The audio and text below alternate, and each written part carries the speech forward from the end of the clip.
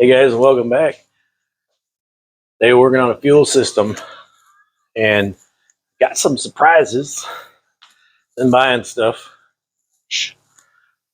So, fuel tank came in today.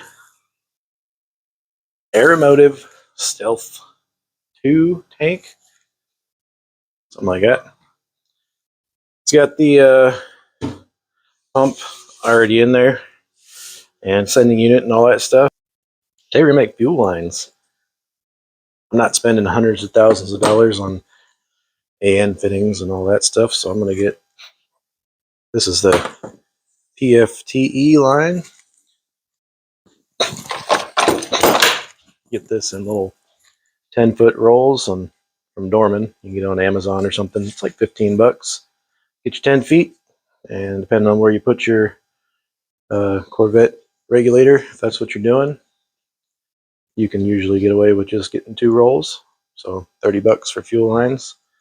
You do like I do, and when you're at the junkyard, you just take a razor blade and slice back the stock lines and put a couple of these in your pocket. They're usually pretty cheap, or I'll just say they're usually pretty cheap.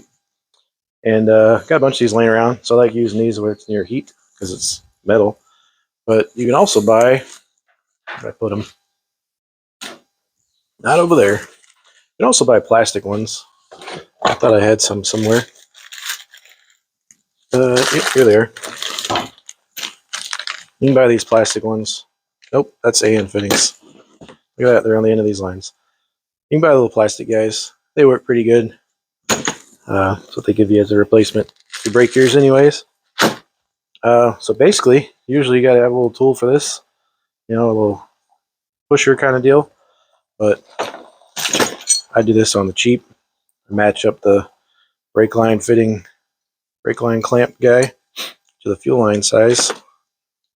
And clamp this down, and then I just heat it up. Heat the line up a little bit. Just a little bit. You're not making cookies here. Make it just a little bit, and then it just kind of slides in there. I'll show you that real quick. Give yourself enough room to get this thing all the way on there. And a little bit extra. And tighten that thing down. And just a little kiss of heat. Bring you over to my heat apparatus. Yeah! A little heat there. Just a little bit, work it around and get started.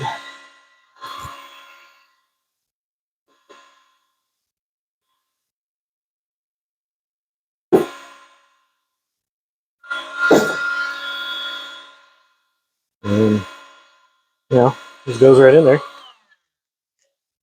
Well, you might ask yourself, what's going to keep that in there?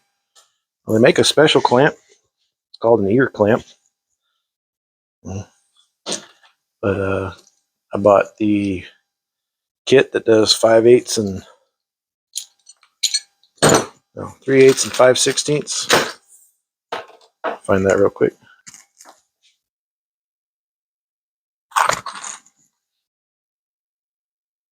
These guys. But depending on which fittings you got, the plastic ones have just enough teeth to them that they won't. 3/8 line won't go over it. The 3/8 clamp won't go over the 3/8 line. So see if this one will work. Since I'm using the metal one on this side, maybe it'll work. Look at that. It works. So that's your ear clamp. You get my clamp tool. It's everywhere today, huh? Kind of looks like a hog ring plier deal. But you get your clamp on there. And you're just squeezing it. And when you squeeze it, it kind of pulls the insides together. Just locks that thing down.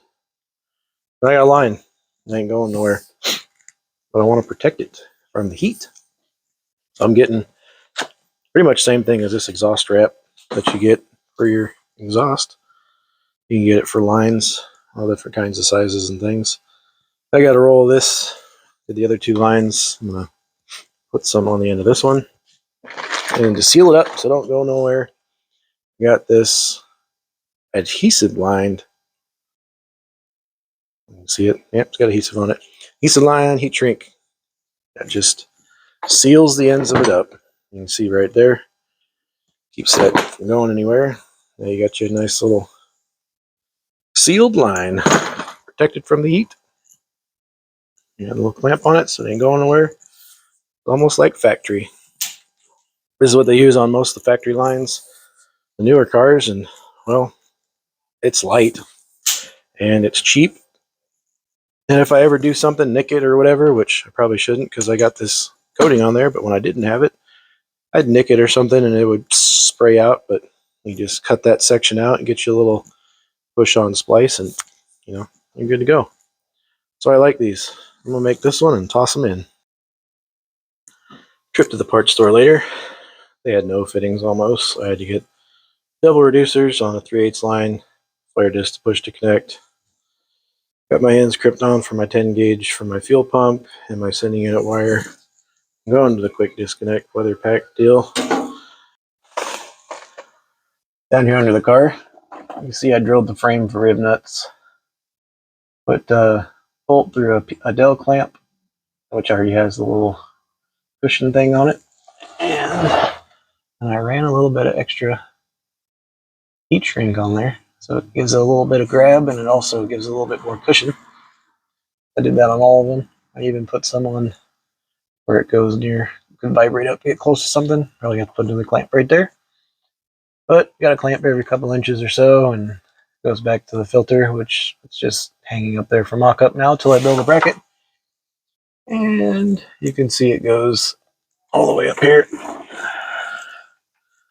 And eventually, I haven't figured out where yet, but probably on this cam sensor, I'll run another Adele clamp and hold that there. That should clear the exhaust pretty well and get it everything's way.